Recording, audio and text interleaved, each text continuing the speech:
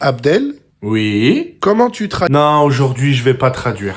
Je vais pas traduire parce qu'il y a quelques jours, on a perdu une légende du rap français. Calbo du groupe Arsenic. Et il nous a laissé cette phrase qui traverse encore aujourd'hui l'ensemble des générations. Qui peut prétendre faire du rap sans prendre position? À l'époque, cette phrase disait une chose simple, c'est que le rap n'est pas neutre.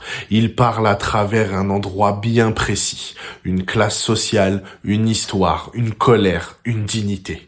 Et que le rap, à travers ses codes, ses normes, ses bons mots et ses punchlines, permettait d'être entendu. Prendre position ici, ce n'est pas faire de la politique. Ou plutôt si, c'est faire de la politique au sens noble du terme, où par la culture, la parole devient une prémisse à l'action pour animer nos convictions les plus profondes. Prendre position, c'est aussi dire la vérité telle qu'elle est, avec le bon et le moins bon, sans jamais édulcorer le réel. Et dans un champ social où les codes du rap passent essentiellement par l'esthétique, Calbo nous rappelle que l'esthétique n'est rien sans réel, sans authenticité et sans cœur. Ce sont ces ingrédients qui permettent de prendre position. Lui rendre hommage aujourd'hui, c'est rappeler à quel point le rap est une culture populaire, profondément humaine et qui engage la parole de celui qui le pratique, pour raconter le monde au lieu de le subir. En lui rendant la paternité de cette phrase, on rend hommage à Calbo pour ce qu'il a fait,